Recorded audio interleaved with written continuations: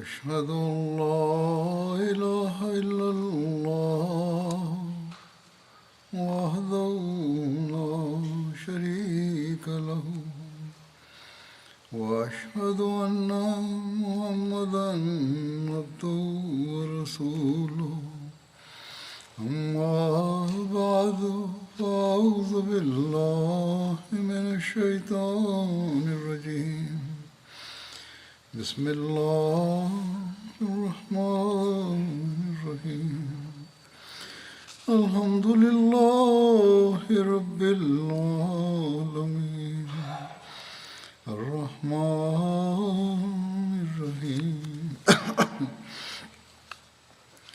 مالك يوم الدين إياك نعبد وإياك نستعين اهدنا الصراط المستقيم صراط الذين أنعمت عليهم غير المغضوب عليهم ولا الضالين. നബി ചരിത്രം ഫുറാത്ത് ബിൻ ഹയാൻ മുസ്ലിം ആയതിനെ പറ്റി ഉള്ളതായിരുന്നു. അദ്ദേഹം മുസ്ലിം ആയത് സംബന്ധിച്ചുള്ള കൂടുതൽ വിശദാംശങ്ങൾ ഇപ്രകാരമാകുന്നു.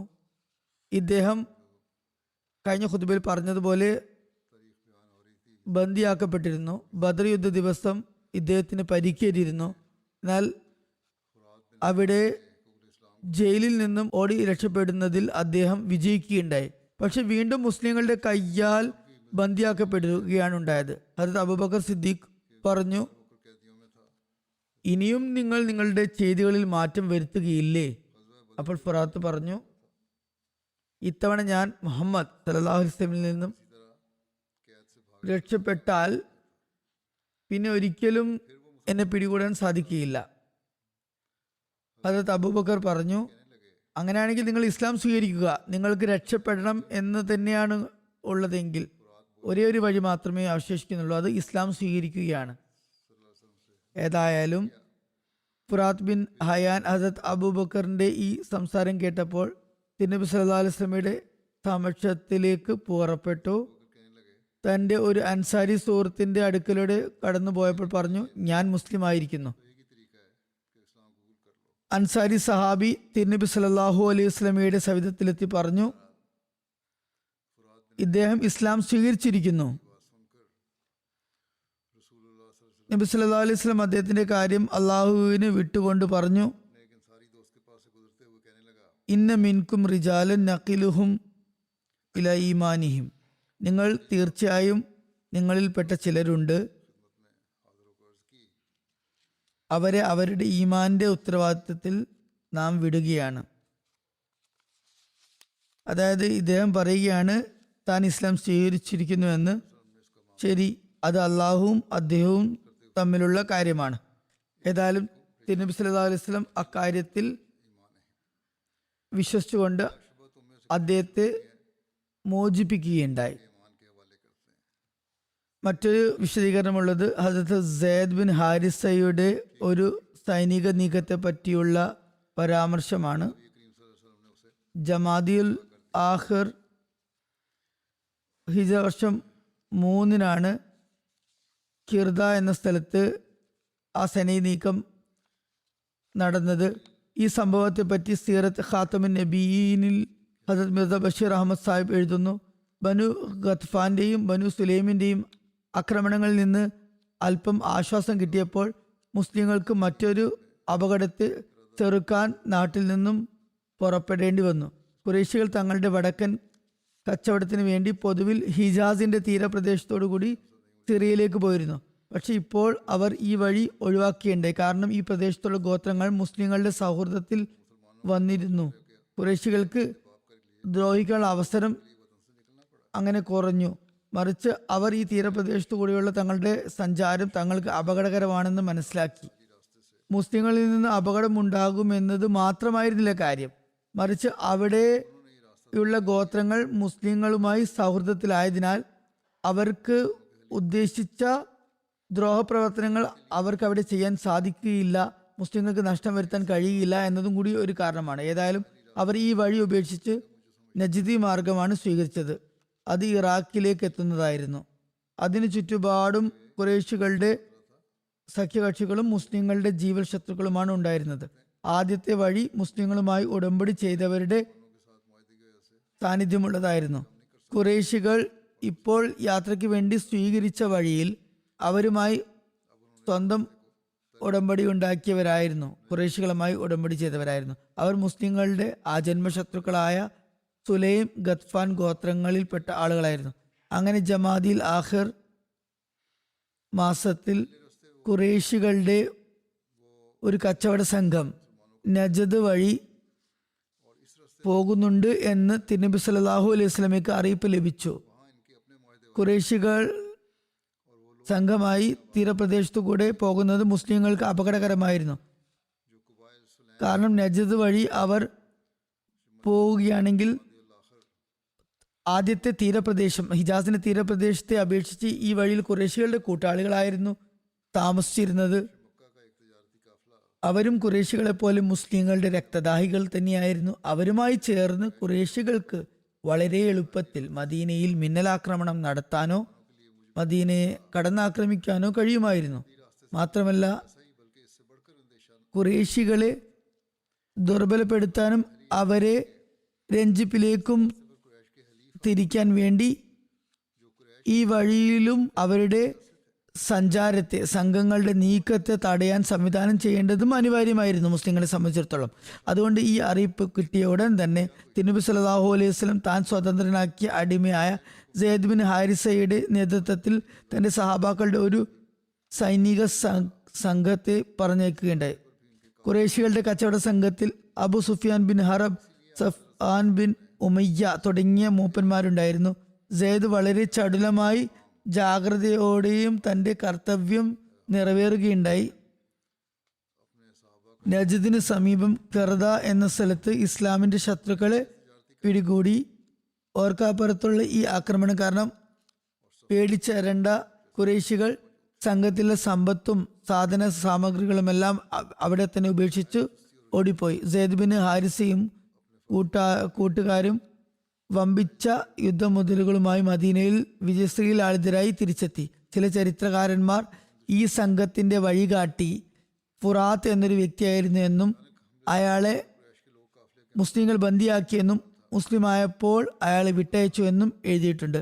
എന്നാൽ മറ്റ് നിവേദനങ്ങളിൽ നിന്നും അയാൾ മുസ്ലിങ്ങൾക്കെതിരിൽ മുശ്രിക്കീങ്ങളുടെ ചാരനായിരുന്നുവെന്നും എന്നാൽ പിന്നീട് മുസ്ലിമായി മദീനയിലേക്ക് ഹിജ്റത്ത് ചെയ്ത് വന്ന ആളാണെന്നും മനസ്സിലാകുന്നു. ഈ കാലഘട്ടത്തിലുണ്ടായ മറ്റൊരു സംഭവം കാബ് ബിൻ അഷ്റഫിന്റെ വധമാണ്. കാബിൻ ബിൻ അഷ്റഫ് മദീനയിലെ ഒരു നാട്ടുമൂപ്പനായിരുന്നു. തിരുനബി സല്ലല്ലാഹു അലൈഹി വസല്ലമയുമായി ഉണ്ടാക്കിയ ഉടമ്പടിയിൽ ഭാഗമാക്കായിരുന്നു. എന്നാൽ ഉടമ്പടി ചെയ്ത ശേഷം അയാൾ ഫിത്ന പരത്താൻ ശ്രമിച്ചു, കലാപമുണ്ടാക്കാൻ ശ്രമിച്ചു. അയാളെ വധിക്കാൻ തിരുനബി സല്ലല്ലാഹു അലൈഹി വസല്ലം ഉത്തരവ് നൽകി. ബുഖാരിയിൽ ഈ സംഭവത്തിന്റെ വിശദാംശങ്ങൾ ഇപ്രകാരമാണ് ലഭിക്കുന്നത്. ഹസ്രത്ത് ജാബിർ ബിൻ അബ്ദുള്ള റളിയല്ലാഹു അൻഹുമ നിവേദനം ചെയ്യുന്നു, തിരുനബി സല്ലല്ലാഹു അലൈഹി വസല്ലം ആരാഞ്ഞു, കാബിർ ബിൻ അഷ്റഫിനെ ആരാണ് നേരിടുക? അയാൾ അള്ളാഹുവിനെയും അവന്റെ റസൂലിനെയും ഏറെ കഠിനമായി വേദനിപ്പിച്ചിരിക്കുന്നു. മുഹമ്മദ് ബിൻ മസ്ലമ എഴുന്നേറ്റ് പറഞ്ഞു, യാ റസൂലല്ലാഹ് സല്ലല്ലാഹു അലൈഹി വസല്ലം, ഞാൻ അയാളെ വധിക്കണമെന്നാണോ അങ്ങ് ഉദ്ദേശിക്കുന്നത്? തിരുനബി സല്ലല്ലാഹു അലൈഹി വസല്ലം പ്രതിവചിച്ചു, അതെ. അങ്ങനെ മുഹമ്മദ് ബിൻ മുസ്ലമ കാബിന്റെ അടുക്കലെത്തി പറഞ്ഞു, അദ്ദേഹം ഞങ്ങളോട് സദഖ ചോദിക്കുകയും ഞങ്ങളെ പ്രയാസത്തിലാക്കുകയും ചെയ്തിരിക്കുന്നു. അതായത് തിരുനബി സല്ലല്ലാഹു അലൈഹി വസല്ലമയെ കുറിച്ചാണ് പറയുന്നത്. തിരുനബി സല്ലല്ലാഹു അലൈഹി വസല്ലം സദഖ ആവശ്യപ്പെട്ട് പ്രയാസത്തിലാക്കിയിരിക്കുകയാണ്. ഞാൻ നിങ്ങളുടെ അടുക്കൽ വന്നിരിക്കുന്നത് കുറച്ച് കടം വാങ്ങിക്കാനാണ്. അയാൾ പറഞ്ഞു, അള്ളാഹു ആണ്, നിങ്ങൾ അയാളുടെ കാര്യത്തിൽ വിരക്തിയുള്ളവരായി മാറുന്നതാണ്. അതായത് തിരുനബി സല്ലല്ലാഹു അലൈഹി വസല്ലമയുടെ കാര്യത്തിൽ വിരക്തി ഉണ്ടായി അദ്ദേഹത്തിൽ നിന്ന് പിന്മാറുന്നതാണ്. മുഹമ്മദ് ബിൻ മുസ്ലിമ പറഞ്ഞു, ഞങ്ങൾ ഏതായാലും അദ്ദേഹത്തോടുള്ള അനുസരണം സ്വീകരിച്ചിരിക്കുന്നു, അതുകൊണ്ട് അദ്ദേഹത്തെ ഒഴിവാക്കാൻ ഞങ്ങൾ ആഗ്രഹിക്കുന്നില്ല. അതുകൊണ്ട് ഈ കാര്യത്തിന്റെ പര്യവസാനം എങ്ങനെയാണെന്ന് കാത്തിരിക്കുകയാണ് ഞങ്ങൾ. ഞങ്ങൾ 1-2 വസ്ക് കടമായി കിട്ടണമെന്നാണ് ആഗ്രഹിക്കുന്നത്. കാബ് പറഞ്ഞു, ശരി, എൻ്റെ പക്കൽ വല്ലതും പണയമായി തരണം. അദ്ദേഹം ചോദിച്ചു, എന്താണ് വേണ്ടത്? അയാൾ പറഞ്ഞു, നിങ്ങളുടെ സ്ത്രീകളെ എൻ്റെ പക്കൽ പണയം വെക്കുക. അദ്ദേഹം പറഞ്ഞു, നിങ്ങൾ അറബികളിൽ ഏറ്റവും അധികം സുന്ദരനാണ്, നിങ്ങളുടെ അടുക്കൽ സ്ത്രീകളെ പിന്നെ ഞങ്ങൾ എങ്ങനെ പണയം വെക്കും? അയാൾ പറഞ്ഞു, എങ്കിൽ പിന്നെ നിങ്ങളുടെ ആൺമക്കളെ പണയം വെക്കുക. അദ്ദേഹം പറഞ്ഞു, ഞങ്ങളുടെ ആൺമക്കളെ നിങ്ങളുടെ അടുക്കൽ എങ്ങനെ പണയം വെക്കും? കാരണം 1-2 വസ്കിന് പണയം വെക്കപ്പെട്ടവരാണെന്ന് പറഞ്ഞ് ആളുകൾ അവരെ കളിയാക്കും. അത് ഞങ്ങൾക്ക് കുറച്ചിലാണ്. എന്നാൽ നിങ്ങളുടെ പക്കലുള്ള പടച്ചട്ടുകൾ പണയം വെക്കൂ എന്ന് പറഞ്ഞു. ഇവിടെ പടച്ചട്ട കൊണ്ടുള്ള വിവക്ഷ യുദ്ധത്തിന്റെ സാമഗ്രികൾ, സാധന സാമഗ്രികൾ ഒക്കെ തന്നെയാണ്. അങ്ങനെ വീണ്ടും കാബിന്റെ അടുക്കൽ വരാമെന്ന് പറഞ്ഞുകൊണ്ട് തിരിച്ചുപോയി. പിന്നെ അവർ രാത്രി അയാളുടെ അടുക്കലെത്തി. അദ്ദേഹത്തിന്റെ കൂടെ കാബിന്റെ മുലകുടി ബന്ധത്തിലുള്ള സഹോദരൻ അബൂ നായിലും ഉണ്ടായിരുന്നു. അയാൾ അവരെ കോട്ടയിലേക്ക് വിളിച്ചു. അവർ കോട്ടയ്ക്കുള്ളിൽ പ്രവേശിച്ചപ്പോൾ അയാൾ തന്റെ മട്ടുപ്പാവിൽ നിന്നും താഴേക്ക് ഇറങ്ങി വരികയാണ്. അയാളുടെ ഭാര്യ ചോദിച്ചു, ഇപ്പോൾ ഈ സമയത്ത് എങ്ങോട്ടേക്കാണ് നിങ്ങൾ പോകുന്നത്? കാബ് പറഞ്ഞു, ഇത് മുഹമ്മദ് ബിൻ മസ്ലമയും എൻ്റെ സഹോദരൻ അബൂ നായിലിയുമാണ്. അവർ എന്നെ വിളിച്ചിരിക്കുകയാണ്, അവരുടെ അടുത്തേക്കാണ് പോകുന്നത്. അയാളുടെ ഭാര്യ പറഞ്ഞു, ഞാൻ രക്തം ഇറ്റി വീഴുന്നത് പോലുള്ള ശബ്ദം കേൾക്കുന്നു. കാബ് പറഞ്ഞു, ആദരണീയ വ്യക്തികൾ രാത്രി സമയത്ത് യുദ്ധത്തിന് വിളിച്ചാലും തീർച്ചയായും പോകുന്നതാണ്. ഏതായാലും മുഹമ്മദ് ബിൻ മുസ്ലിമ തൻ്റെ കൂടെ 2 പേരെയും കൂട്ടിയിരുന്നു. മുഹമ്മദ് ബിൻ മുസ്ലിമ പറഞ്ഞു, തൻ്റെ 2 കൂട്ടുകാരോട് പറഞ്ഞു, കാബ് വന്നാൽ ഞാൻ അയാളുടെ മുടിയിൽ പിടിച്ച് അത് മണക്കുന്നതായിരിക്കും. ഞാൻ അയാളുടെ തല ശക്തിയായി പിടിച്ചു എന്ന് നിങ്ങൾ കണ്ടാൽ നിങ്ങൾ മുന്നോട്ട് വന്ന് അയാളുടെ കഥ കഴിക്കണം. അങ്ങനെ കാബ് പുതപ്പും ചുറ്റി താഴേക്ക് അദ്ദേഹത്തിൻ്റെ അടുത്ത് വന്നു. അതിൽ നിന്നും സുഗന്ധം വമിക്കുന്നുണ്ടായിരുന്നു. മുഹമ്മദ് ബിൻ മസ്ലമ പറഞ്ഞു, ഇതുപോലുള്ള സുഗന്ധം ഞാൻ എവിടെയും ഇതുവരെ ആസ്വദിച്ചിട്ടില്ല. വളരെ നല്ല സുഗന്ധമാണ്, പരിമളമാണുള്ളത്. കാബ് പറഞ്ഞു, എൻ്റെ പക്കൽ അറേബ്യയിലെ സ്ത്രീകളിൽ ഉള്ളതിനേക്കാൾ കൂടുതൽ സുഗന്ധവും സുന്ദരവുമായ മണം എൻ്റെ കയ്യിലുണ്ട്. മുഹമ്മദ് ബിൻ മസ്ലമ ചോദിച്ചു, നിങ്ങളുടെ ശിരസ് മണത്ത് നോക്കാൻ എന്നെ അനുവദിക്കുമോ? അയാൾ സമ്മതിച്ചു. അപ്പോൾ അദ്ദേഹം തല മണപ്പിക്കുകയും തൻ്റെ സുഹൃത്തുക്കൾക്കും മണപ്പിക്കാനും അനുമതി തരുമോ എന്ന് ചോദിച്ചു. തുടർന്ന് മുഹമ്മദ് ബിൻ മുസ്ലിമ അയാളെ ശക്തമായി പിടിച്ചു. തൻ്റെ കൂട്ടുകാരോട് അയാളെ പിടിക്കാൻ പറയുകയും വധിക്കാൻ പറയുകയും ചെയ്തു. അയാളെ അവർ അങ്ങനെ വധിച്ചു. തിരുനബി സല്ലല്ലാഹു അലൈഹി വസല്ലമയുടെ അടുക്കലെത്തി കാര്യങ്ങൾ പറയുകയുണ്ടായി. കാബിന് പരിക്കേൽപ്പിക്കപ്പെട്ടതിനെ കുറിച്ചുള്ള കൂടുതൽ വിശദീകരണം ബുഖാരിയുടെ വ്യാഖ്യാനമായ ഉംദത്തുൽ ഖാരിയിൽ ഇപ്രകാരം ലഭിക്കുന്നു. മുഹമ്മദ് ബിൻ മുസ്ലിമ തൻ്റെ കൂട്ടുകാരുമൊത്ത് കാബ് ബിൻ അഷ്റഫിനെ ആക്രമിച്ചു. അയാളെ വധിച്ചപ്പോൾ അദ്ദേഹത്തിൻ്റെ കൂട്ടുകാരനെ ഹസരത്ത് ഹാരിസ് ബിൻ ഔസിന് വാളിൻ്റെ മുന കൊണ്ടു. അങ്ങനെ അദ്ദേഹത്തിന് പരിക്കും പറ്റി. തൻ്റെ കൂട്ടുകാർ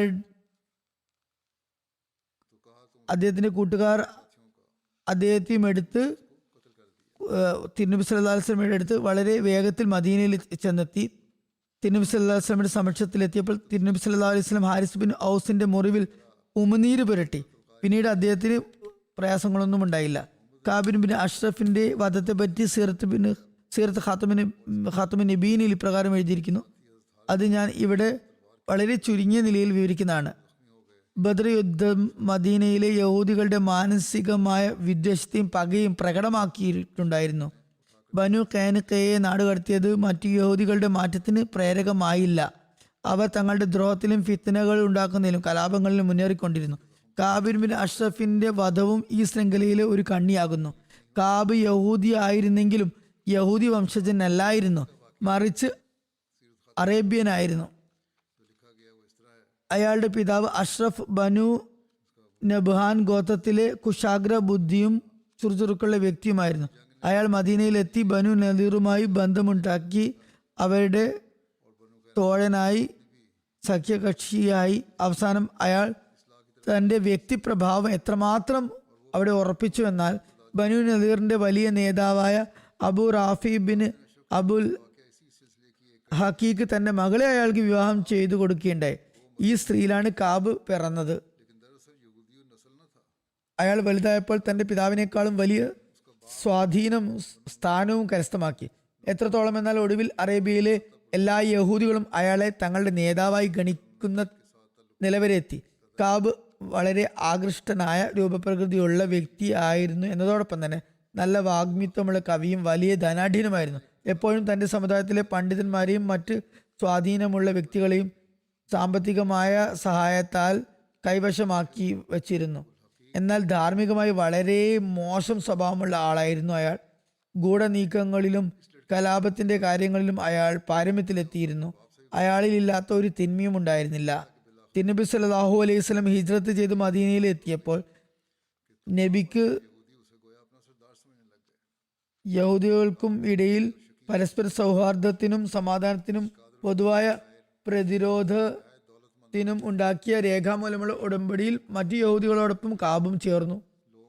പ്രത്യക്ഷത്തിൽ ഇയാൾ ഉടമ്പടി ചെയ്തെങ്കിലും ഉള്ളിൻ്റെ ഉള്ളിൽ കാബിന്റെ ഹൃദയത്തിൽ വിദ്വേഷത്തിന്റെയും ശത്രുതയുടെയും കനൽ എരിഞ്ഞു തുടങ്ങിയിരുന്നു. അയാൾ ഗൂഢനീക്കങ്ങളിലൂടെയും രഹസ്യ നീക്കങ്ങളിലൂടെയും ഇസ്ലാമിനെയും ഇസ്ലാമിന്റെ വന്ധ്യസ്ഥാപകനായും എതിർക്കാൻ തുടങ്ങി. ചരിത്രത്തിൽ വന്നിരിക്കുന്നു, കാബ് എല്ലാ വർഷവും യഹൂദി പണ്ഡിതന്മാരും നേതാക്കന്മാർക്കും ഒരുപാട് ധനസഹായം നൽകുമായിരുന്നു. എന്നാൽ തിരുനബി സല്ലല്ലാഹു അലൈഹി വസല്ലമയുടെ ഹിജ്റത്തിന് ശേഷം ഇവർ തങ്ങളുടെ വാർഷികമായ സഹായം വാങ്ങാൻ വന്നപ്പോൾ അയാൾ സംസാരത്തിനിടയിൽ തിരുനബി സല്ലല്ലാഹു അലൈഹി വസല്ലമയെ പറ്റി പരാമർശിച്ചുകൊണ്ട് തിരുനബി സല്ലല്ലാഹു അലൈഹി വസല്ലമയെ സംബന്ധിച്ച് അവരുടെ മതഗ്രന്ഥങ്ങളുടെ അടിസ്ഥാനത്തിൽ അഭിപ്രായമായിരുന്നു. അവർ പറഞ്ഞു, നമുക്ക് വാഗ്ദത്തം ചെയ്യപ്പെട്ട പ്രവാചകനാണെന്ന്, തൗറാത്തിൽ വന്ന പ്രവാചകനാണെന്ന് പ്രത്യക്ഷത്തിൽ തോന്നുന്നു. കാബ് ഈ മറുപടിയിൽ വളരെയേറെ കുപിതനായി നിങ്ങൾ വളരെ അലസരാണ് എന്ന് പറഞ്ഞ് അവരെ ശകാരിക്കുകയും അവരെ അവിടുന്ന് പറഞ്ഞയച്ചു. അവർക്ക് നൽകാറുണ്ടായിരുന്ന ധനസഹായം നൽകിയില്ല. എന്നാൽ യഹൂദി പണ്ഡിതന്മാർ അവരുടെ വരുമാനം നിലച്ചപ്പോൾ കുറച്ചു കാലം കഴിഞ്ഞ് പിന്നെയും കാബിൻ്റെ അടുത്ത് പോയി എന്നിട്ട് പറഞ്ഞു, ഞങ്ങൾക്ക് ലക്ഷണം മനസ്സിലാകുന്നതിൽ തെറ്റുപറ്റിയിരിക്കുന്നു. ഞങ്ങൾ പുനരാലോചിച്ചപ്പോൾ മുഹമ്മദ് സല്ലല്ലാഹു അലൈഹി വസല്ലം നമുക്ക് വാഗ്ദാനം ചെയ്യപ്പെട്ട നബി അല്ലെന്ന് ബോധ്യമായിരിക്കുന്നു എന്ന് പറഞ്ഞു. പ്രസ്തുത മറുപടിയിൽ കാബിൻ്റെ പ്രശ്നങ്ങളൊക്കെ തീർന്നു. അയാൾ വളരെ സന്തുഷ്ടനായി വാർഷികമായ സംഭാവന നൽകി. ഏതായാലും ഇതൊരു മതപരമായ എതിർപ്പായിരുന്നു. അത് വളരെ പ്രതികൂല സാഹചര്യത്തിലായിരുന്നു ആ എതിർപ്പെങ്കിലും ശിക്ഷാർഹമായ ഒരു സംഗതി ആയിരുന്നില്ല, ആക്ഷേപത്തിനും അർഹമായിരുന്നില്ല. അതിൻ്റെ പേരിൽ കാബിനെ അപരാധിയാണെന്ന് പറയാനും സാധ്യമായിരുന്നില്ല. എന്നാൽ അതിനുശേഷം കാബിന്റെ എതിർപ്പ് വളരെ കൂടുതൽ ഭയാനകമായ രൂപം പ്രാപിച്ചു. ബദർ യുദ്ധത്തിന് മുമ്പ് അയാൾ കരുതിയത് കാബിന് ശേഷം അയാൾ മുസ്ലിങ്ങൾക്ക് വളരെ ഭയാനകമായ ഒരു സാഹചര്യം ഉണ്ടാക്കുന്ന തരത്തിൽ വിദ്വേഷ പ്രവർത്തനങ്ങൾ നടത്തി. ബദർ യുദ്ധത്തിന് മുമ്പ് അയാൾ കരുതിയത് മുസ്ലിങ്ങളുടെ വിശ്വാസവീര്യം ഒരു ക്ഷണികമായ പ്രതിഭാസമാണെന്നും പതിയെ പതിയെ ഇവരെല്ലാം സ്വയം തന്നെ ചിതറിപ്പിരിഞ്ഞ് തങ്ങളുടെ പരമ്പരാഗത മതത്തിലേക്ക് മടങ്ങി വരുമെന്നാണ് കരുതിയിരുന്നത്. എന്നാൽ ബദറിൽ മുസ്ലിങ്ങൾക്ക് അപ്രതീക്ഷിത വിജയം ലഭിച്ചപ്പോൾ ഭൂരിപക്ഷം ഖുറൈശി പ്രമാണിമാരും വധിക്കപ്പെട്ടപ്പോൾ ഈ പുതിയ മതം ദീൻ സ്വയം ഇല്ലാതായി തീരുന്നതല്ലെന്ന് അയാൾക്ക് ബോധ്യമായി. അങ്ങനെ ബദറിന് ശേഷം തൻ്റെ സകല പരിശ്രമങ്ങളും ഇസ്ലാമിനെ ഇല്ലായ്മ ചെയ്യാനും നശിപ്പിക്കാനും ചിലവഴിക്കാൻ അയാൾ തീരുമാനമെടുത്തു. അയാളുടെ മനസ്സിലുണ്ടായിരുന്ന പകയുടെയും വിദ്വേഷത്തിൻ്റെയും ആദ്യത്തെ ബഹിർസ്ഫുരണം ബദറിന്റെ വിജയവാർത്ത മദീനയിൽ എത്തിയപ്പോഴാണ് ഉണ്ടായത്. അത് കേട്ടപ്പോൾ കാബ് വളരെ തുറന്ന നിലയിൽ സത്യം ചെയ്തുകൊണ്ട് പറഞ്ഞു, ഇത് തികച്ചും വ്യാജ വാർത്തയാണെന്നാണ് തോന്നുന്നത്. കാരണം മുഹമ്മദ് സല്ലല്ലാഹു അലൈഹി വസല്ലമിന് ഖുറൈശികളുടെ ഇത്രയും വമ്പിച്ച സൈന്യത്തിനു മേൽ വിജയം വരിക്കാനും വലിയ മക്ക മൂപ്പന്മാരെല്ലാവരും നിലം പൊത്താനും ഒരിക്കലും വഴിയില്ല. ഇനി ഈ വാർത്ത സത്യമാണെന്ന് വരികിൽ പിന്നെ ജീവിച്ചിരിക്കുന്നതിലും നല്ലത് മരിക്കുന്നതാണ്. ഏതായാലും വാർത്ത പിന്നീട് സ്ഥിരീകരിക്കപ്പെടുകയും ബദറിന്റെ വിജയം വാസ്തവത്തിൽ ഇസ്ലാമിനെ പ്രബലപ്പെടുത്തിയിരിക്കുന്നുവെന്നും അയാൾ അറിഞ്ഞു. അതിനെക്കുറിച്ച് അയാൾക്ക് ചിന്തിക്കാൻ പോലും സാധ്യമായിരുന്നില്ല. അയാൾ കൂടുതൽ അരിശം മൂത്ത് ഉടൻ തന്നെ യാത്രയ്ക്കുള്ള തയ്യാറെടുപ്പുകൾ നടത്തി മക്കയിലേക്ക് തിരിച്ചു. അവിടെ എത്തി അയാൾ തൻ്റെ ചടുലമായ സംസാരവും കവിതയും മുഖേന ഖുറൈശികളുടെ മനസ്സിൽ എരിഞ്ഞുകൊണ്ടിരുന്ന കനലിനെ ആളിക്കത്തിച്ചു. അവരുടെ മനസ്സിൽ മുസ്ലിങ്ങളുടെ രക്തത്തിനുള്ള അടങ്ങാത്ത ദാഹമുണ്ടാക്കി. അവരുടെ ഹൃദയങ്ങളെ പ്രതികാരത്തിൻ്റെയും ശത്രുതയുടെയും വികാരത്താൽ നിറച്ചു. കാബിൻ്റെ പ്രകോപനങ്ങൾ അവരുടെ വികാരങ്ങളെ പരമാവധി തീക്ഷ്ണമാക്കിയപ്പോൾ തുടർന്ന് അയാൾ അവരെ കാബയുടെ മുറ്റത്ത് കൊണ്ടുവന്ന് കാബയുടെ പർദ, കാബയുടെ മൂടുപടം അവരുടെ കൈകളിൽ പിടിപ്പിച്ചുകൊണ്ട് അവരെ കൊണ്ട് ഇസ്ലാമിനെയും ഇസ്ലാം മതസ്ഥാപകരെയും ലോകത്തു നിന്ന് ഉന്മൂലനം ചെയ്യുന്നത് വരെ സ്വസ്ഥമായിരിക്കില്ലെന്ന് ശപഥം ചെയ്യിപ്പിച്ചു. മക്കയിൽ ഇത്തരം അഗ്നിമയമായ അന്തരീക്ഷം സൃഷ്ടിച്ച ശേഷം ഈ ദുർഭകൻ മറ്റ് അറേബ്യൻ ഗോത്രങ്ങളിലേക്ക് തിരിഞ്ഞു. ഓരോ ഗോത്രത്തിലും പര്യടനം നടത്തി അവരെ ഇസ്ലാമിനെതിരിൽ ഇളക്കിവിടാൻ തുടങ്ങി. തിരിച്ച് മദീനയിലെത്തി തൻ്റെ ആവേശഭരിതമായ കവിതകളിൽ വളരെ മോശവും അശ്ലീലവുമായ നിലയിൽ മുസ്ലിം സ്ത്രീകളെ പറ്റി പരാമർശിച്ചു തുടങ്ങി. പ്രവാചക കുടുംബത്തിലെ മാന്യ സ്ത്രീകളെയും തൻ്റെ വൃത്തികെട്ട കവിതകൾ കൊണ്ട് കുറിമാനമാക്കാൻ അയാൾ മടിച്ചില്ല. രാജ്യത്ത് അയാളുടെ കവിതകളുടെ ചർച്ചകൾ നടത്തിപ്പിച്ചു. അവസാനം അയാൾ തിരുനബി സല്ലല്ലാഹു അലൈഹി വസല്ലമയെ വധിക്കാൻ പദ്ധതിയിട്ടു. തിരുനബി സല്ലല്ലാഹു അലൈഹി വസല്ലമയെ വിരുന്നിനെന്ന വ്യാജേന വിളിപ്പിച്ച് തൻ്റെ വീട്ടിൽ ക്ഷണിക്കുകയും ഏതാനും യഹൂദി യുവാക്കളെ കൊണ്ട് തിരുനബി സല്ലല്ലാഹു അലൈഹി വസല്ലം വധിക്കാനും ആസൂത്രണങ്ങൾ നടത്തി. എന്നാൽ അള്ളാഹുവിൻ്റെ അനുഗ്രഹത്താൽ യഥാസമയം മുൻകൂട്ടി തന്നെ അറിയിപ്പ് ലഭിച്ചതിനാൽ അയാളുടെ ഈ പദ്ധതി പരാജയപ്പെട്ടു. കാര്യങ്ങൾ ഇത്രത്തോളമായപ്പോൾ കാബിനെതിരിൽ കരാർ ലംഘനം, കലാപം, യുദ്ധത്തിനുള്ള ആഹ്വാനം, കുഴപ്പമുണ്ടാക്കൽ, അശ്ലീല സംഭാഷണം, വധശ്രമം എന്നീ കുറ്റങ്ങൾക്ക് തെളിവ് ലഭിച്ചപ്പോൾ, അതായത് അവയുടെ പാരമ്യയിലെത്തിയപ്പോൾ തിരുനബി സല്ലല്ലാഹു അലൈഹി വസല്ലം മദീനയിലെത്തിയ ഉടൻ മദീനാവാസികളുമായി ഉണ്ടാക്കിയ ഗോത്രങ്ങൾക്കിടയിലുള്ള ഉടമ്പടി അനുസരിച്ച് മതിയായ തെളിവുകൾ ലഭ്യമായി. തിരുനബി സല്ലല്ലാഹു അലൈഹി വസല്ലം മദീനയിലെ ജനാധിപത്യ ഭരണകൂടത്തിന്റെ നേതാവും ഉന്നത ഭരണാധിപനുമായിരുന്നു. കാബിർ ബിൻ അഷ്റഫ് തന്റെ ചെയ്തികൾ കാരണം വധാർഹനാണെന്ന് തിരുനബി സല്ലല്ലാഹു അലൈഹി വസല്ലം ഉത്തരവിട്ടു. തന്റെ സഹാബാക്കളോട് അയാളെ വധിക്കാൻ നിർദ്ദേശിക്കുകയും ചെയ്തു. എന്നാൽ ആ സമയത്ത് കാബിന്റെ ഫിത്നകൾ കാരണം, മദീനയിൽ ഉണ്ടായിക്കൊണ്ടിരുന്ന സാഹചര്യം കാരണം അയാൾക്കെതിരിൽ കൃത്യമായി വിളംബരപ്പെടുത്തിക്കൊണ്ട് അയാളെ വധിച്ചിരുന്നെങ്കിൽ മദീനയിൽ വളരെ രൂക്ഷമായ ആഭ്യന്തര യുദ്ധം ഉണ്ടായേക്കുമായിരുന്നു. അതിൽ എത്രമാത്രം രക്തച്ചൊരിച്ചിൽ ഉണ്ടാകുമെന്ന് പറയാൻ കഴിയുമായിരുന്നില്ല. തിരുനബി സല്ലല്ലാഹു അലൈഹി വസല്ലം എല്ലാ നിലക്കും ത്യാഗങ്ങൾ വരിച്ചുകൊണ്ട് ഗോത്രങ്ങൾക്കിടയിലുള്ള രക്തച്ചൊരിച്ചിൽ ഇല്ലാതാക്കാനാണ് ആഗ്രഹിച്ചിരുന്നത്. കാരണം രണ്ടു കൂട്ടരും പരസ്പരം പോരടിച്ചുകൊണ്ട് മുസ്ലിങ്ങളും യഹൂദികളും പരസ്പരം നാശം വരുത്തുകയും പരസ്പരം വധിക്കുകയും ചെയ്യരുതെന്ന് തിരുനബി സല്ലല്ലാഹു അലൈഹി വസല്ലം ആഗ്രഹിച്ചു. അതുകൊണ്ട് തന്നെ തിരുനബി സല്ലല്ലാഹു അലൈഹി വസല്ലം കാബിനെ പബ്ലിക്കായി വധിക്കരുതെന്നും ചിലർ രഹസ്യമായി അനുയോജ്യമായ സന്ദർഭം കണ്ടെത്തി അയാളെ വധിക്കണമെന്നുമായിരുന്നു നിർദ്ദേശിച്ചിരുന്നത്. ഇതിന് തിരുനബി സല്ലല്ലാഹു അലൈഹി വസല്ലം ഔസ് ഗോത്രത്തിലെ ഒരു ആത്മാർത്ഥ സ്വഹാബിയായ മുഹമ്മദ് ബിൻ മസ്ലമയെയാണ് ചുമതലപ്പെടുത്തിയത്. മാത്രമല്ല ഏത് രീതി അവലംബിച്ചാലും ഔസ് ഗോത്ര തലവനായ സാദ് ബിൻ മാദിനോട് അഭിപ്രായം ആരാഞ്ഞ ശേഷം ചെയ്യണമെന്നും ചട്ടം കെട്ടി. മുഹമ്മദ് ബിൻ മുസ്ലിമ പറഞ്ഞു, യാ റസൂലല്ലാഹ് സ്വല്ലല്ലാഹു അലൈഹി വസല്ലം രഹസ്യമായി വധിക്കുകയാണെങ്കിൽ അതിനുവേണ്ടി എന്തെങ്കിലും കാര്യങ്ങൾ ഉപായം മെനയേണ്ടി വരും. അത് മുഖേന മാത്രമേ കാബിനെ അയാളുടെ വീട്ടിൽ നിന്ന് പുറത്തേക്ക് സുരക്ഷിതമായ ഒരു സ്ഥലത്തേക്ക് എത്തിച്ച് വധിക്കാൻ കഴിയുകയുള്ളൂ. തിരുനബി സല്ലല്ലാഹു അലൈഹി വസല്ലം അയാളെ രഹസ്യമായി വധിക്കാനുള്ള രീതി ഒഴിവാക്കിയാൽ ഉണ്ടായേക്കാവുന്ന വലിയ പ്രത്യാഘാതങ്ങളെ പരിഗണിച്ചുകൊണ്ട് അദ്ദേഹത്തിന് അനുമതി നൽകിയിട്ടുണ്ടായി. അങ്ങനെ മുഹമ്മദ് ബിൻ മുസ്ലിമ സാദ് ബിൻ മുആദുമായി കൂടിയാലോചന നടത്തിയ ശേഷം അബു നായിലെയും മറ്റ് 3 സഹാബാക്കളെയും കൂട്ടി കാബിന്റെ വീട്ടിലെത്തി. കാബിനെ വീട്ടിനുള്ളിൽ നിന്ന് പുറത്തേക്ക് വിളിച്ചു വരുത്തി പറഞ്ഞു, ഞങ്ങളുടെ സുഹൃത്ത് അതായത് തിരുനബി സല്ലല്ലാഹു അലൈഹി വസല്ലം ഞങ്ങളോട് സദഖ ആവശ്യപ്പെട്ടു, ഞങ്ങളെ വളരെ പ്രയാസത്തിൽ അകപ്പെടുത്തിയിരിക്കുന്നു. നിങ്ങൾ ഞങ്ങളോട് ഔദാര്യം കാണിച്ചുകൊണ്ട് കുറച്ച് കടം നൽകുമോ? ഇത് കേട്ടപ്പോൾ കാബ് സന്തോഷം കൊണ്ട് തുള്ളിച്ചാടി. അയാൾ പറഞ്ഞു, ദൈവത്താണ്, നിങ്ങൾ അയാളെ വെറുത്ത് അയാളെ ഉപേക്ഷിക്കുന്ന ദിവസം വിദൂരമല്ല. അപ്പോൾ മുഹമ്മദ് ബിൻ മുസ്ലിം പറഞ്ഞു, ഞങ്ങൾ ഏതായാലും മുഹമ്മദ് സല്ലല്ലാഹു അലൈഹി വസല്ലമയുടെ അനുസരണം അംഗീകരിച്ചിരിക്കുകയാണ്. ഇനി ഈ പ്രസ്ഥാനത്തിന്റെ പര്യവസാനം എന്തായിരിക്കുമെന്ന് ഞങ്ങൾ വീക്ഷിക്കുകയാണ്. പക്ഷെ നിങ്ങൾക്ക് കടം തരാൻ പറ്റുമോ ഇല്ലയോ എന്ന് വ്യക്തമാക്കുക. കാബ് പറഞ്ഞു, ശരി, എന്തെങ്കിലും പണയം വെക്കേണ്ടി വരും. അയാൾ ആദ്യം സ്ത്രീകളെയും പിന്നെ ആൺമക്കളെയും പണയം വെക്കാൻ ആവശ്യപ്പെട്ടു. അത് ബുഖാരിയിലെ ഉദ്ധരണിയുടെ വെളിച്ചത്തിൽ ഞാനിപ്പോൾ കേൾപ്പിച്ചതാണ്. അവസാനം അയാൾ ആയുധങ്ങൾ പണയം വെക്കുന്നതിന് അംഗീകരിച്ചു. മുഹമ്മദ് ബിൻ മുസ്ലിമയും കൂട്ടരും രാത്രി വരാമെന്നും പറഞ്ഞ് തിരിച്ചുപോയി. രാത്രിയായപ്പോൾ ഇവർ ആയുധങ്ങളുമായി കാബിന്റെ വീട്ടിലെത്തി. അയാളെ വീട്ടിൽ നിന്ന് പുറത്തേക്ക് കൊണ്ടുവന്ന് സംസാരിച്ചുകൊണ്ട് ഒരു ഭാഗത്തേക്ക് കൊണ്ടുപോയി. പിന്നെ കുറച്ചു സമയത്തിന് ശേഷം അയാളെ കീഴ്പ്പെടുത്തി. ആയുധധാരികളായ സഹാബാക്കളെ അയാൾക്ക് മേൽ വാൾ പ്രയോഗിച്ച് അയാളെ കൊല്ലാൻ വേണ്ടി മുസ്ലിമ ഏൽപ്പിച്ചിരുന്നു. കാബ് വധിക്കപ്പെട്ടപ്പോൾ മുഹമ്മദ് ബിൻ മുസ്ലിമയും കൂട്ടുകാരും അവിടെ നിന്ന് വിടവാങ്ങി നേരെ തിരുനബി സല്ലല്ലാഹു അലൈഹി വസല്ലമയുടെ സമക്ഷത്തിലെത്തി അയാളെ വധിച്ചു വരെ നൽകിയുണ്ടായി. കാബിന്റെ വധത്തെക്കുറിച്ചുള്ള വാർത്ത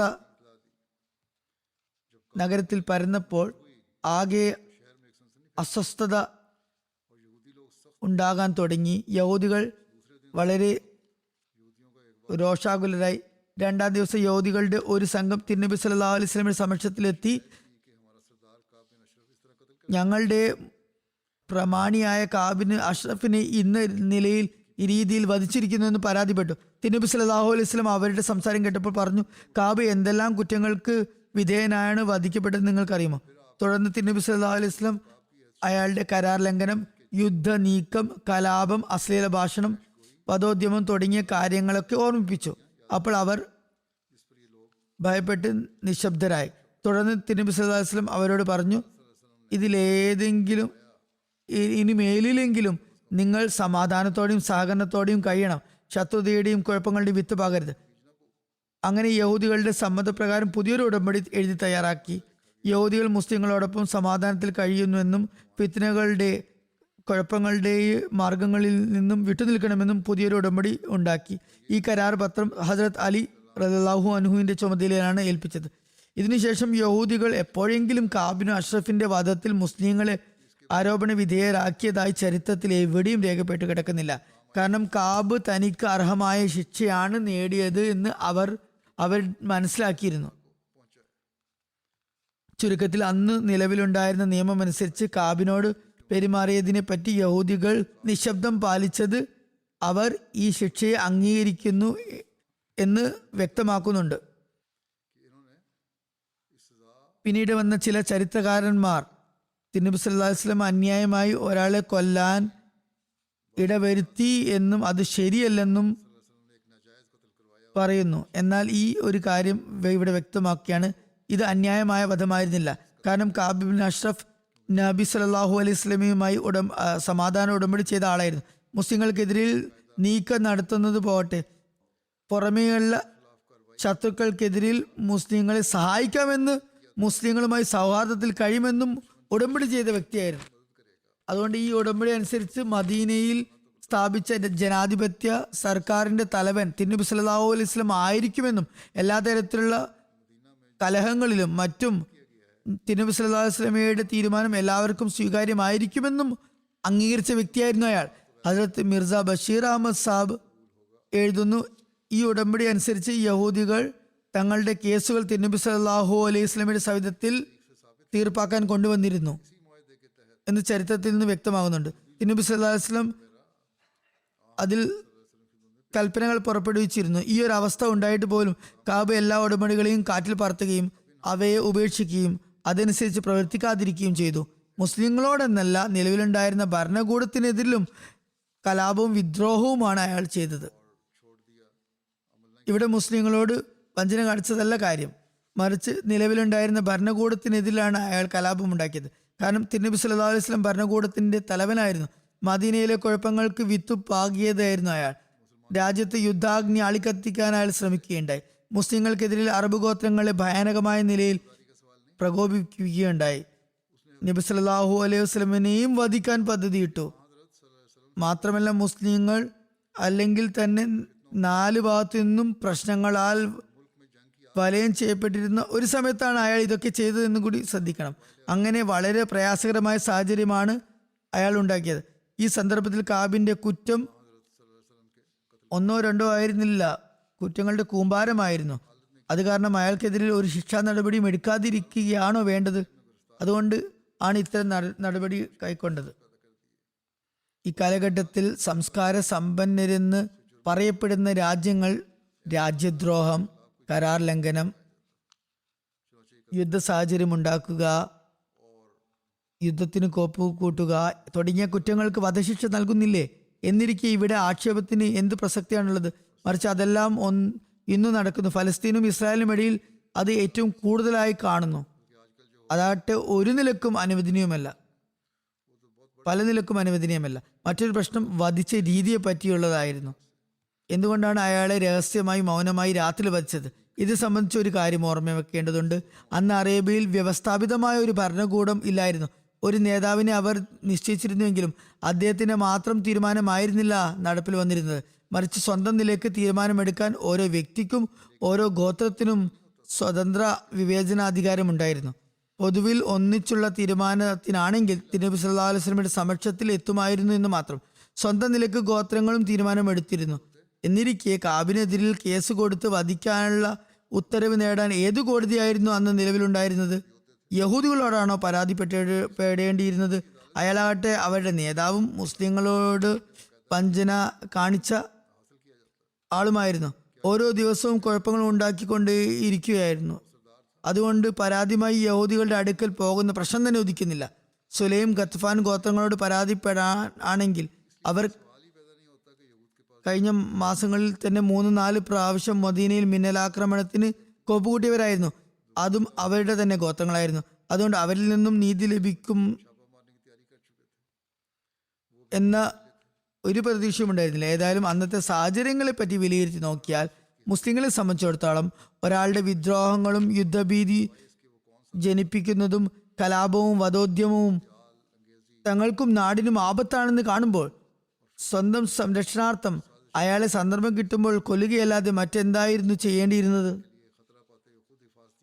കാരണം സമാധാനകാംക്ഷികളായ നിരവധി പൗരന്മാരുടെ ജീവൻ അപകടത്തിലാക്കുന്നതും രാജ്യത്തിന്റെ സമാധാനം നഷ്ടപ്പെടുത്തുന്നതിനേക്കാളും എത്രയോ ഭേദം അതിനൊക്കെ നിമിത്തമായ ദ്രോഹിയും കലാപകരമായ ഒരാളെ കൊല്ലുന്നതായിരുന്നു. അള്ളാഹുവും ഫിത്ന കൊലയേക്കാൾ ഗുരുതരമായ സംഗതിയാണെന്ന് പറയുന്നുണ്ട്.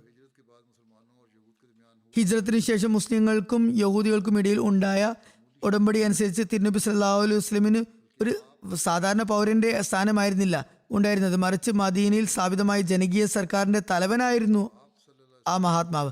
എല്ലാ വഴക്കുകളിലും രാഷ്ട്ര സംബന്ധിയായ കാര്യങ്ങളിലും സമുചിതമായ തീരുമാനമെടുക്കാൻ തിരുനബി സല്ലല്ലാഹു അലൈഹി വസല്ലമിന് അധികാരവും ഉണ്ടായിരുന്നു. ചുരുക്കത്തിൽ തിരുനബി സല്ലല്ലാഹു അലൈഹി വസല്ലം രാജ്യത്തിന്റെ നന്മയെ കാംക്ഷിച്ച് കാബിന്റെ ഫിത്നകൾ കാരണം അയാളെ വധാർഹനാണെന്ന് വിധിച്ചു. അത് ഒരിക്കലും ആക്ഷേപാർഹമല്ല. 1300 വർഷങ്ങൾക്ക് ശേഷം ഇസ്ലാമിനെ ഇതിന്റെ പേരിൽ ആക്ഷേപിക്കുന്ന യാഥാസ്ഥികരുടെയും പാശ്ചാത്യരുടെയും ഈ ആക്ഷേപം വങ്കത്തരമാണ്. കാരണം അന്ന് തിരുനബി സല്ലല്ലാഹു അലൈഹി വസല്ലമയുടെ കാര്യങ്ങൾ കേട്ട് കഴിഞ്ഞപ്പോൾ യഹൂദികൾ യാതൊരു ആക്ഷേപവും ഉന്നയിക്കാതെ മൗനം പാലിക്കുകയാണുണ്ടായത്. അതേ കാലയളവിൽ തന്നെയാണ് ഹസ്രത്ത് ഹഫ്സ ബിൻത്ത് ഉമറിന്റെ 2ാം വിവാഹം നടന്നത്. ഹഫ്സ ഹസ്രത്ത് ഉമറിന്റെ മകളായിരുന്നു. അവരുമായി തിരുനബി സല്ലല്ലാഹു അലൈഹി വസല്ലമയുടെ വിവാഹത്തെ സംബന്ധിച്ചുള്ള വിവരണം ഇപ്രകാരമാണ്. ഹസ്രത്ത് ഹഫ്സയുടെ ഭർത്താവ് ബദർ യുദ്ധത്തിൽ പങ്കെടുത്തിരുന്നു. യുദ്ധത്തിൽ നിന്ന് തിരിച്ചു വന്ന ശേഷം രോഗിയായി തുടർന്ന് വഫാത്താകുകയാണ് ഉണ്ടായത്. ശേഷം തിരുനബി സല്ലല്ലാഹു അലൈഹി വസല്ലം ഹസ്രത്ത് ഹഫ്സയുമായി വിവാഹം ചെയ്തു. ബുഖാരിൽ ഇതിനെക്കുറിച്ചുള്ള വിശദാംശങ്ങൾ ഇപ്രകാരം കാണാം. ഹസ്രത്ത് അബ്ദുല്ലാ ബിൻ ഉമർ നിവേദനം ചെയ്യുന്നു, ഹസ്രത്ത് ഹഫ്സ ബിൻത്ത് ഉമർ തിരുനബി സല്ലല്ലാഹു അലൈഹി വസല്ലമയുടെ സഹാബിയും ബദർ യുദ്ധത്തിൽ പങ്കെടുക്കുകയും ചെയ്ത ഹുനൈസ് ബിൻ ഗുദാഫ സാമിയുടെ മരണത്തെ തുടർന്ന് വിധവയായി. അദ്ദേഹം മദീനയിലാണ് വഫാത്തായത്. ഹസ്രത്ത് ഉമർ പറയുന്നു, ഞാൻ ഹസ്രത്ത് ഉസ്മാൻ ബിൻ അഫ്ഫാനെ കണ്ട് അദ്ദേഹത്തോട് ഹഫ്സയെ പറ്റി സംസാരിച്ചു. താങ്കൾ ആഗ്രഹിക്കുന്നെങ്കിൽ ഞാൻ ഹഫ്സയുടെ വിവാഹം താങ്കളുമായി നടത്തി തരാമെന്ന് പറഞ്ഞു. ഹസ്രത്ത് ഉസ്മാൻ പറഞ്ഞു, ഞാൻ ഇക്കാര്യം ഒന്ന് ആലോചിക്കട്ടെ. ഉമർ പറയുന്നു, നിരവധി ദിവസങ്ങൾ പിന്നിട്ടു ഞാൻ കാത്തിരുന്നു. പിന്നെ കുറച്ച് ദിവസങ്ങൾക്ക് ശേഷം ഹസ്രത്ത് ഉസ്മാൻ പറഞ്ഞു, ഞാൻ ഈ ദിവസങ്ങളിൽ വിവാഹം കഴിക്കുന്നില്ല എന്നാണ് ഉചിതമായി കരുതുന്നത്. ഹസ്രത്ത് ഉമർ പറയുന്നു, പിന്നെ ഞാൻ ഹസ്രത്ത് അബൂബക്കറിനെ കണ്ട് താങ്കൾ ആഗ്രഹിക്കുകയാണെങ്കിൽ ഹഫ്സയുടെ വിവാഹം താങ്കളുമായി നടത്തി തരാമെന്ന് പറഞ്ഞു. ഹസ്രത്ത് അബൂബക്കർ മൗനം പാലിച്ചു. എനിക്ക് ഒരു മറുപടി നൽകിയില്ല. ഹസ്രത്ത് ഉമർ പറയുന്നു, എനിക്ക് ഉസ്മാന്റെ കാര്യത്തിൽ ഇദ്ദേഹത്തെ അപേക്ഷിച്ച് കൂടുതൽ വിഷമം തോന്നി. കാരണം അദ്ദേഹവും വിസമ്മതിക്കുകയാണല്ലോ ഉണ്ടായിരുന്നത്. പിന്നെ ഞാൻ കുറച്ച് ദിവസം കൂടി കാത്തിരുന്നു. തുടർന്ന് തിരുനബി സല്ലല്ലാഹു അലൈഹി വസല്ലം ഹസ്രത്ത് ഹഫ്സയുമായുള്ള വിവാഹത്തിനുള്ള സന്ദേശം അയച്ചു. ഞാൻ തിരുനബിയുമായി അവരുടെ നിക്കാഹ് നടത്തുകയും ചെയ്തു. സീറത്ത് ഖാത്തമുൻ നബീനിൽ ഈ സംഭവത്തെക്കുറിച്ച് പറയുന്നു. ഹജരത് ഉമർ ബിൻ ഖത്താബിന്റെ ഒരു മകളുടെ പേര് ഹഫ്സ എന്നായിരുന്നു. ഇവർ തിരുനബി സല്ലല്ലാഹു അലൈഹി വസല്ലമയുടെ ബദർ യുദ്ധത്തിൽ പങ്കെടുത്തിരുന്ന ഒരു ആത്മാർത്ഥനായ സഹാബി ഖുനൈസ് ബിൻ ഹുദാഫയുടെ ഭാര്യയായിരുന്നു. അതിനുശേഷം മദീനയിൽ തിരിച്ചെത്തിയപ്പോൾ ഖുനൈസ് രോഗിയായി. ഈ രോഗത്തിൽ നിന്നും രക്ഷപ്പെടാൻ കഴിഞ്ഞില്ല. അദ്ദേഹത്തിന്റെ വഫാത്തിന് കുറച്ചു കാലത്തിന് ശേഷം ഹജരത് ഉമറിന് ഹജരത് ഹഫ്സയുടെ വിവാഹത്തെപ്പറ്റി ചിന്തയുണ്ടായി. അന്ന് ഹഫ്സയുടെ പ്രായം 20 വയസ്സിൽ അധികമായിരുന്നു. ഹജരത് ഉമർ തന്റെ സ്വതസിദ്ധമായ ലാളിത്യമനുസരിച്ച് ഹജരത് ഉസ്മാൻ ബിൻ അഫ്ഫാനെ നേരിട്ട് കണ്ടു പറഞ്ഞു, എൻ്റെ മകൾ ഹഫ്സ ഇപ്പോൾ വിധവയാണ്. താങ്കൾ ഇഷ്ടപ്പെടുന്നുവെങ്കിൽ അവളെ താങ്കൾക്ക് വിവാഹം ചെയ്തു തരാം. എന്നാൽ ഉസ്മാൻ ഒഴികഴിവ് പറയുകയാണ് ഉണ്ടായത്. അതിനുശേഷം ഹജരത് ഉമർ ഹജരത് അബൂബക്കറിനോട് സംസാരിച്ചു. പക്ഷെ അദ്ദേഹം നിശബ്ദത പാലിക്കുകയും മറുപടിയൊന്നും നൽകാതിരിക്കുകയും ചെയ്തു. അതിൽ ഉമർ ഏറെ വിഷമിച്ചു. അതേ അവസ്ഥയിൽ വിഷമാവസ്ഥയിൽ തന്നെ അദ്ദേഹം തിരുനബി സല്ലല്ലാഹു അലൈഹി വസല്ലമയുടെ സമക്ഷത്തിലെത്തി തിരുനബി സല്ലല്ലാഹു അലൈഹി വസല്ലമയുടെ എല്ലാ കാര്യങ്ങളും പറഞ്ഞു. തിരുനബി സല്ലല്ലാഹു അലൈഹി വസല്ലം പറഞ്ഞു, ഉമർ, അള്ളാഹുവിന് സമ്മതമാണെങ്കിൽ ഹഫ്സക്ക് ഉസ്മാനെയും ഉമറിനെയും കാൾ നല്ല ഭർത്താവിനെ കിട്ടുന്നതാണ്. അതുപോലെ ഉസ്മാന് ഹഫ്സയേക്കാൾ മികച്ച ഭാര്യയും ലഭിക്കുന്നതാണ്. തിരുനബി സല്ലല്ലാഹു അലൈഹി വസല്ലം ഇത് പറയാനുള്ള കാരണമുണ്ടായിരുന്നു. തിരുനബി സല്ലല്ലാഹു അലൈഹി വസല്ലം ഹസരത്ത് ഹഫ്സയെ വിവാഹം കഴിക്കാനും തന്റെ മകൾ ഉമ്മു കുൽസുമിനെ ഉസ്മാനുമായി വിവാഹം നടത്താനും തീരുമാനിച്ചിരുന്നു. ഇതേക്കുറിച്ച് ഹസരത്ത് അബൂബക്കറും ഹസരത്ത് ഉസ്മാനും മുൻകൂട്ടി അറിയാമായിരുന്നു. അതുകൊണ്ടാണ് അവർ ഹസരത്ത് ഉമറിന്റെ അഭിപ്രായത്തെ നിരസിച്ചത്. കുറച്ച് ദിവസങ്ങൾക്ക് ശേഷം തിരുനബി സല്ലല്ലാഹു അലൈഹി വസല്ലം തന്റെ മകൾ ഉമ്മു കുൽസുമിന്റെ വിവാഹം ഹസരത്ത് ഉസ്മാനുമായി നടത്തുകയും തുടർന്ന് തിരുനബി സല്ലല്ലാഹു അലൈഹി വസല്ലം ഹസരത്ത് ഉമറിന് ഹഫ്സയുടെ വിവാഹോലോചന അയക്കുകയും ചെയ്തു. ഹസരത്ത് ഉമറിന് അതിലും വലുത് എന്താണ് വേണ്ടിയിരുന്നത്? വളരെയധികം സന്തോഷത്തോടെ ഈ വിവാഹം അദ്ദേഹം അംഗീകരിച്ചു. ഹിജ്റ 3-ാം വർഷം ഷാബാൻ മാസത്തിൽ ഹസരത്ത് ഹഫ്സയുടെ തിരുനബി സല്ലല്ലാഹു അലൈഹി വസല്ലമയുടെ വിവാഹം നടക്കുകയും അങ്ങനെ നബിയുടെ ഭാര്യയായി അവർ തീരുകയും ചെയ്തു. ഈ വിവാഹം നടന്നപ്പോൾ ഹസരത്ത് അബൂബക്കർ ഹസരത്ത് ഉമറിനോട് പറഞ്ഞു, താങ്കളുടെ മനസ്സിൽ എന്നെപ്പറ്റി വല്ല അസ്വസ്ഥയും ഉണ്ടാകാം. വാസ്തവത്തിൽ തിരുനബി സല്ലല്ലാഹു അലൈഹി വസല്ലമയുടെ ഉദ്ദേശത്തെപ്പറ്റി എനിക്ക് അറിവുണ്ടായിരുന്നു. പക്ഷേ തിരുനബി സല്ലല്ലാഹു അലൈഹി വസല്ലമയുടെ അനുമതി ഇല്ലാതെ എനിക്ക് ആ രഹസ്യം വെളിപ്പെടുത്താൻ കഴിയുമായിരുന്നില്ല. എന്നാൽ തിരുനബി സല്ലല്ലാഹു അലൈഹി വസല്ലം ആഗ്രഹം അങ്ങനെയല്ലായിരുന്നെങ്കിൽ ഞാൻ സന്തോഷപൂർവ്വം ഹഫ്സയെ വിവാഹം കഴിക്കുമായിരുന്നു. ഹഫ്സയുമായുള്ള വിവാഹത്തിൽ ഉണ്ടായിരുന്ന ഒരു പ്രധാന സംഗതി എന്തെന്നാൽ അവർ ഹസരത്ത് ഉമറിന്റെ മകളായിരുന്നു. അദ്ദേഹം ആകട്ടെ ഹസരത്ത് അബൂബക്കറിന് ശേഷം എല്ലാ സഹാബാക്കളെക്കാളും ശ്രേഷ്ഠനായിരുന്നു ഗണിക്കപ്പെട്ടിരുന്നു. തിരുനബി സല്ലല്ലാഹു അലൈഹി വസല്ലമയുടെ ഏറ്റവും അടുത്ത പ്രമുഖരിൽപ്പെട്ട ആളുമായിരുന്നു. പരസ്പരമുള്ള ബന്ധം കൂടുതൽ സുദൃഢമാക്കാനും ഖുനൈസ് ബിൻ ഹുദാഫയുടെ അകാല മരണത്തിൽ ഹസരത്ത് ഉമറിന് ഹഫ്സയെ കുറിച്ചുണ്ടായിരുന്ന വേദന അകറ്റുന്നതിനും നബി സല്ലല്ലാഹു അലൈഹി വസല്ലം ഹഫ്സയുമായി വിവാഹം നടത്തുന്നതിന് ഉചിതമാണെന്ന് കരുതി. മറ്റൊരു കാര്യം എന്തെന്നാൽ നബി സല്ലല്ലാഹു അലൈഹി വസല്ലമിന് എത്രമാത്രം ഭാര്യമാരുണ്ടാകുന്നോ അത്രമാത്രം മനുഷ്യകുലത്തിന്റെ പകുതിയായി കണക്കാക്കപ്പെടുന്ന, മറിച്ച് മറ്റൊരു വിധത്തിൽ പറഞ്ഞാൽ നല്ല പാതി എന്ന് പറയാവുന്ന സ്ത്രീകളുടെ തബ്ലീഗും താലീമും അവരുടെ വിദ്യാഭ്യാസവും ശിക്ഷണവും മറ്റും കൂടുതൽ വിശാലമായും കൂടുതൽ എളുപ്പത്തിലും കൂടുതൽ നല്ല നിലയിലും സാധ്യമാകുമായിരുന്നു. അതും കൂടി ഒരു കാരണമുണ്ട്. ഹജരത് മിർസ ബഷീർ അഹമ്മദ് സാഹ് പറയുന്നു, വിവാഹ സമയത്ത് ഹജരത്ത് ഹഫ്സയുടെ പ്രായം ഏകദേശം 21 വയസ്സായിരുന്നു. ഹജരത്ത് ആയിഷയ്ക്ക് ശേഷം അവർ സഹാബാക്കളിലെ ഏറ്റവും ഉന്നതനായ വ്യക്തിയുടെ മകളായിരുന്നു. തിരുനബി സല്ലല്ലാഹു അലൈഹി വസല്ലമയുടെ സഹധർമ്മിണിമാരിൽ അവർക്കൊരു പ്രത്യേക സ്ഥാനവും ഉണ്ടായിരുന്നു. ഹജരത്ത് ആയിഷയുമായും വളരെ നല്ല ബന്ധമായിരുന്നു. ബന്ധങ്ങളിൽ സാധാരണ ഉണ്ടാകുന്നത് പോലെ ചിലപ്പോൾ അസ്വസ്ഥത ഉണ്ടായിരുന്നെങ്കിലും അതൊഴിച്ചാൽ അവർ രണ്ടുപേരും നല്ല സ്നേഹബന്ധത്തിലായിരുന്നു കഴിഞ്ഞിരുന്നത്. ഹജരത്ത് ഹഫ്സക്ക് എഴുത്തും വായനയും അറിയുമായിരുന്നു. ഹദീസിലെ നിവേദനങ്ങൾ വരുന്നു, അവർ ഒരു സ്വഹാബി വനിതയായിരുന്ന ഷിഫ ബിൻ അബ്ദുല്ലായിൽ നിന്ന് എഴുത്തും വായനയും പഠിച്ചത്. അവർ ഹിജ്റ വർഷം 49 ഏതാണ്ട് 63-ാമത്തെ വയസ്സിൽ വഫാത്താക്കിയിട്ടുണ്ട്.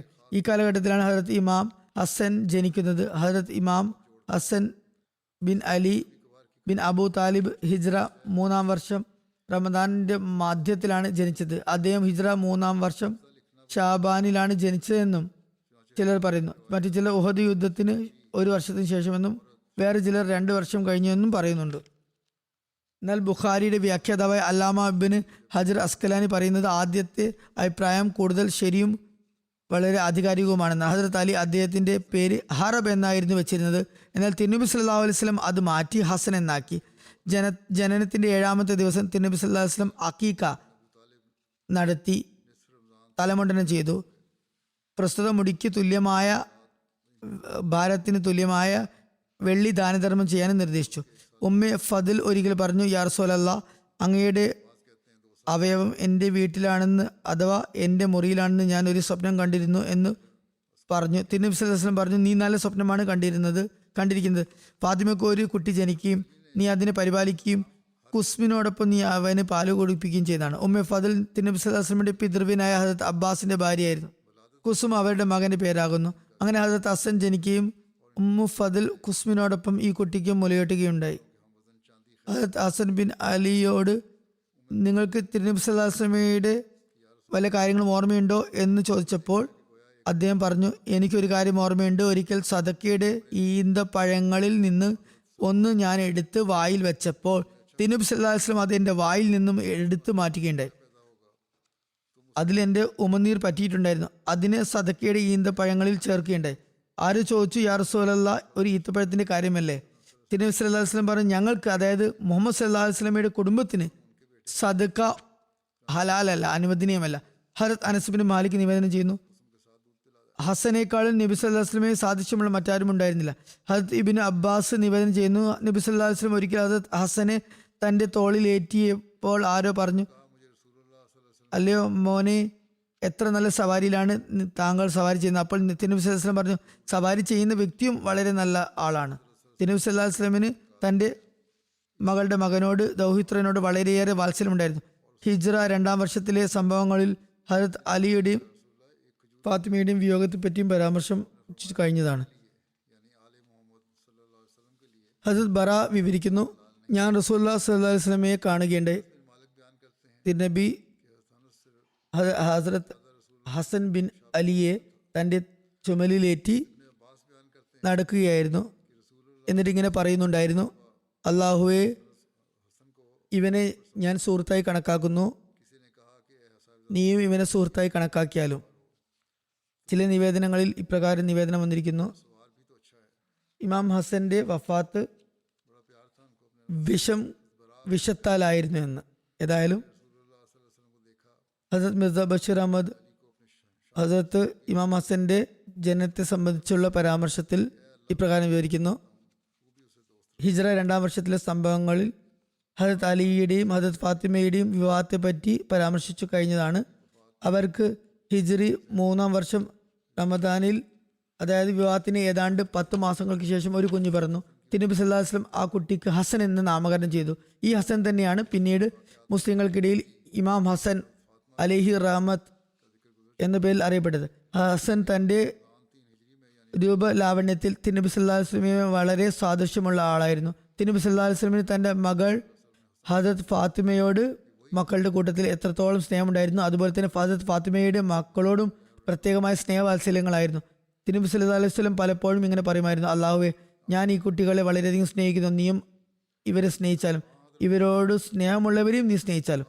പലപ്പോഴും തിരുനബി സല്ലല്ലാഹു അലൈഹി വസല്ലം നമസ്കാരത്തിലായിരിക്കുമ്പോൾ ഹദരത്ത് നബി സല്ലല്ലാഹു അലൈഹി വസല്ലമയെ ഹസൻ കെട്ടിപ്പിടിക്കുകയും റുക്കൂയിൽ പോകുമ്പോൾ കാലുകൾക്കിടയിലൂടെ വഴിയുണ്ടാക്കി പോവുകയും ചെയ്തിരുന്നു. ചിലപ്പോൾ സഹാബകൾ കുട്ടിയെ തടയാൻ ശ്രമിക്കുമ്പോൾ തിരുനബി സല്ലല്ലാഹു അലൈഹി വസല്ലം തടയരുത് എന്ന് പറഞ്ഞ് വിലക്കുമായിരുന്നു. വാസ്തവത്തിൽ കുട്ടി വാരിപ്പുണരുന്നത് കൊണ്ട് തിരുനബി സല്ലല്ലാഹു അലൈഹി വസല്ലമിന് നമസ്കാരത്തിൽ നിന്നുള്ള ശ്രദ്ധ തെറ്റുമായിരുന്നില്ല. അതുകൊണ്ടാണ് കുട്ടിയുടെ നിഷ്കളങ്കമായ സ്നേഹത്തെയും കുട്ടിത്വത്തെയും വിലക്കാൻ ആഗ്രഹിക്കാതിരുന്നത്. ഒരിക്കൽ തിരുനബി സല്ലല്ലാഹു അലൈഹി വസല്ലം ഇമാം ഹസനെ സംബന്ധിച്ച് പറയുന്നു, എൻ്റെ ഈ കുട്ടി സയ്യിദ് അഥവാ നേതാവാകുന്നു. ഒരു കാലത്ത് അള്ളാഹു ഇദ്ദേഹം മുഖേന മുസ്ലിങ്ങളുടെ 2 കക്ഷികൾക്കിടയിൽ രഞ്ജിപ്പുണ്ടാക്കുന്നതാണ്. അങ്ങനെ ഈ പ്രവചനം യഥാസമയം പൂർത്തിയാകുകയും ചെയ്തു.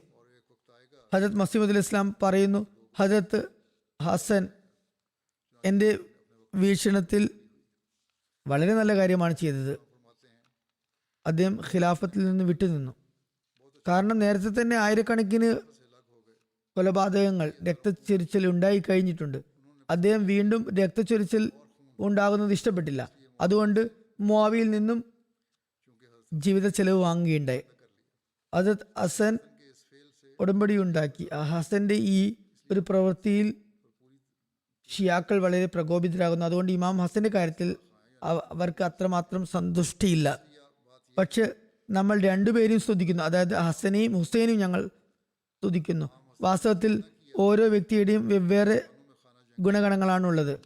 ഹദരത്ത് ഇമാം ഹസൻ മുസ്ലിങ്ങൾക്കിടയിൽ ആഭ്യന്തര യുദ്ധം വർദ്ധിക്കരുതെന്നും രക്തച്ചൊരിച്ചിൽ ഉണ്ടാകരുതെന്നും ആഗ്രഹിച്ചില്ല. അദ്ദേഹം സമാധാനത്തിനാണ് മുൻഗണന നൽകിയത്. എന്നാൽ ഹദരത്ത് ഹുസൈൻ ധിക്കാരികളുടെ കയ്യിൽ ബയ്യത്ത് ചെയ്യാൻ ഇഷ്ടപ്പെട്ടില്ല. കാരണം അതുകൊണ്ട് ദീനിൽ പ്രയാസങ്ങൾ ഉണ്ടാകുന്നതാണ്. രണ്ടുപേരുടെയും ഉദ്ദേശം ശുദ്ധി നല്ലതായിരുന്നു. ഇന്നമൽ ആമാലു ബിന്നിയാത്ത്, ഇതാണ് അവരുടെ മക്കളുടെ കഥ. ഞാൻ കഴിഞ്ഞ കുറേ ഖുത്ബകളിലായി പലസ്തീനുകൾക്ക് വേണ്ടി ദുആക്ക് ആഹ്വാനം ചെയ്തു വരുന്നുണ്ട്. ഇന്നും ഇതേക്കുറിച്ച് പറയാൻ ആഗ്രഹിക്കുന്നു. ദുആകൾ തുടർന്നുകൊണ്ടേയിരിക്കുക. ഇപ്പോൾ അക്രമം അതിൻ്റെ പാരമ്യതയിൽ എത്തിയിരിക്കുന്നു. ഹമാസിനോട് യുദ്ധം എന്ന പേരിൽ നിർദോഷികളായ കുട്ടികളെയും സ്ത്രീകളെയും വൃദ്ധന്മാരെയും രോഗികളെയും കൊന്നൊടുക്കുകയാണ് ഇവർ ചെയ്യുന്നത്. എല്ലാതരം യുദ്ധ നിയമങ്ങളെയും വ്യവസ്ഥകളെയും നാമമാത്രരായ പരിഷ്കൃത ലോകം പുറന്തള്ളിയിരിക്കുകയാണ്. അള്ളാഹു മുസ്ലിം രാജ്യങ്ങൾക്ക് ബുദ്ധി നൽകുമാറാകട്ടെ. ഹദരത്ത് മുസ്ലിമോദ് റളിയല്ലാഹു 1073 വർഷങ്ങൾക്ക് മുമ്പ് മുസ്ലിങ്ങൾക്ക് ഒന്നിക്കണമെന്ന് പറഞ്ഞുകൊണ്ട് മുന്നറിയിപ്പ് നൽകിയിരുന്നു. അവർക്ക് തീരുമാനിക്കാം ഒറ്റക്കൊറ്റക്ക് മരിക്കണമോ, അല്ലെങ്കിൽ അവർ ഒറ്റക്കെട്ടായില്ലെങ്കിൽ ഓരോരുത്തരായി സ്വയം നശിക്കണമോ, അതല്ല ഒരൊറ്റ അസ്തിത്വമായി തങ്ങളുടെ അസ്തിത്വം നിലനിർത്തണമോ എന്ന് ഇവർ ഇപ്പോഴെങ്കിലും മനസ്സിലാക്കിയെങ്കിൽ എത്ര നന്നായിരുന്നു. അവസ്ഥകളെപ്പറ്റി എന്നോട് ഒരാൾ പറഞ്ഞത് ഇപ്പോഴുള്ള അവസ്ഥയെക്കുറിച്ച്, ഉംറക്ക് പോകുന്നവരോട് അവിടെ പോയി ഫലസ്തീൻ ഇസ്രായേൽ യുദ്ധത്തെപ്പറ്റി ഒന്നും സംസാരിക്കരുതെന്ന് അവിടെയുള്ള ഭരണകൂടം വിസ നൽകുമ്പോൾ നിർദ്ദേശം നൽകുന്നു എന്നാണ്. ഇക്കാര്യം ശരിയാണെങ്കിൽ അത് മുസ്ലിം ഭരണകൂടങ്ങളുടെ അങ്ങേയറ്റത്തെ ഭീരുത്വമാണ് എടുത്തു കാണിക്കുന്നത്. ഏതായാലും ഉംറയുടെ ആരാധന യഥാവിധി നിർവഹിക്കപ്പെടേണ്ടതാണ്. ഇതിനിടയിൽ ഇത്തരം വർത്തമാനങ്ങളൊന്നും ഏതായാലും ഉണ്ടാവുകയില്ല. എന്നാലും മർദ്ദിതരായ ഫലസ്തീനുകാർക്ക് വേണ്ടി തീർച്ചയായും ദുആ ചെയ്യേണ്ടതുണ്ട്. അവിടെ പോകുമ്പോൾ ഈ ദുആയും ചെയ്തെങ്കിൽ എത്ര നന്നായിരുന്നു. അവിടെ പോകുന്നവർ മുസ്ലിം ഭരണകൂടങ്ങളും ഇപ്പോൾ ശബ്ദമുയർത്തുന്നുവെങ്കിലും വളരെ ദുർബലമായ ശബ്ദമാണ് അവരുടേത്. ചില ശബ്ദങ്ങൾ ഉയരുന്നുണ്ട്, എന്നാൽ അതിനേക്കാൾ ശക്തമായ ചില മുസ്ലിം രാഷ്ട്രീയക്കാരുടെയും ഭരണകൂടങ്ങളുടെയും ശബ്ദം ഉയരുന്നത് നമുക്ക് കാണാൻ സാധിക്കും. അള്ളാഹു മുസ്ലിങ്ങൾക്കും ആർജവും അതുപോലെ ബുദ്ധിയുക്തിയും നൽകുമാറാകട്ടെ. UN സെക്രട്ടറി ജനറലും വളരെ നന്നായാണ് പ്രസ്താവന നൽകുന്നത്. ഇപ്പോൾ വളരെ നന്നായി സംസാരിക്കുന്നുണ്ട്. എന്നാൽ അദ്ദേഹത്തിൻ്റെ ശബ്ദത്തിന് യാതൊരു പ്രാധാന്യമില്ലെന്നാണ് തോന്നുന്നത്. ഈ യുദ്ധത്തിന് ശേഷം, അതായത് ഇത് കൂടുതൽ വ്യാപിച്ചാൽ ഇതൊരു ലോകമഹായുദ്ധമായി മാറിയാൽ UNO കഥാവശേഷമാകുമെന്നാണ് തോന്നുന്നത്. അള്ളാഹു ലോകത്തിന് വിവേകം നൽകുമാറാകട്ടെ. ലോകം അതിൻ്റെ നാശത്തെ വളരെ സമീപസ്ഥമാക്കിക്കൊണ്ടിരിക്കുകയാണ്. ഈ നാശത്തിനു ശേഷം ബാക്കിയാകുന്നവർക്ക് അള്ളാഹു ബുദ്ധി നൽകട്ടെ. അവർ അള്ളാഹുവിലേക്ക് ശ്രദ്ധിക്കുന്നവരാകട്ടെ, അവനിലേക്ക് തിരിയുന്നവരാകട്ടെ.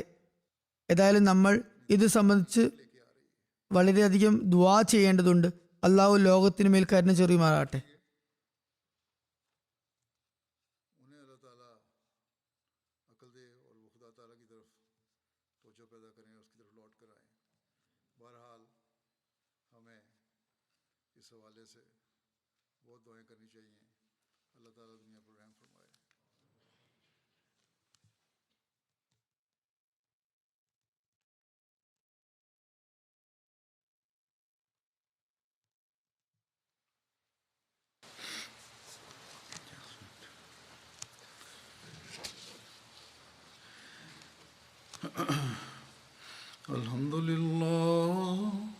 Alhamdulillah nahmaduhu wa nasta'inuhu wa nastaghfiruhu wa nu'minu bihi wa natawakkalu alayhi wa na'udhu billahi min shururi anfusina wa min sayyiati a'malina. Man yahdihillahu fala mudilla lahu ومن يضلل فلا هادي له ونشهد أن لا إله إلا الله ونشهد أن محمدا عبده ورسوله.